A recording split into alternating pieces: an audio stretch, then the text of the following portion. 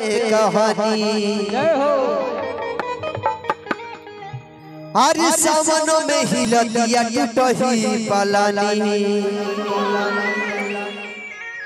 ई जमाना दीवाना तू न पूछ कैसे ई जमाना दीवाना तू न पूछ कैसे कि हमरा जोगिया के किसी वड़ भगिया के हर दुनिया में जोड़ा नहीं। हरिंदर भैया सबके दुनिया हाथ उठा के भोलेनाथ के बम बम बोली। बोल भूतनाथ बाबा की, बोल शंकर भगवान की, बोल सच्चे दरबार की। कहना है अरे बाह भोले बाबा तो हर गजब कहानी सामने में हिलतिया टूटही पलानी। अरे बाह भोले बाबा तू हर गजब कहानी सामने में हिलतिया टूटही पलानी। ई जमाना दीवाना तू न पूछ कैसे, ई जमाना दीवाना तू न पूछ कैसे।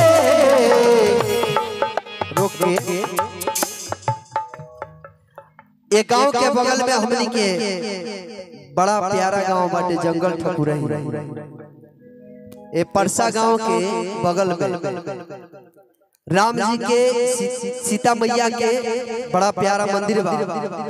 ओइ जा हमके बुझा दे 4-5 बेर भागवत में हम आइले बनी गावे खातिर। आप लोगन के हमेशा अगल बगल के जे भी लोग बा सबके प्यार आशीर्वाद मिलल हमके। आज वही के देखले के कारण आप लोग भी हमके याद कैले बनी। हरिंदर भैया पुजारी जी बैठल बनी कहे कहा भगवान भोलेनाथ से ई जमाना दीवाना तू न पूछ कैसे कि हमरा जोगिया के किसी वड़ भगिया के दुनिया में जोड़ा नहीं के। हमरा जोगिया के दुनिया में जोड़ा नहीं के। अरे बाबा भोले बाबा तो हर गजब कहानी सावन में हिलतिया टूटही पलानी।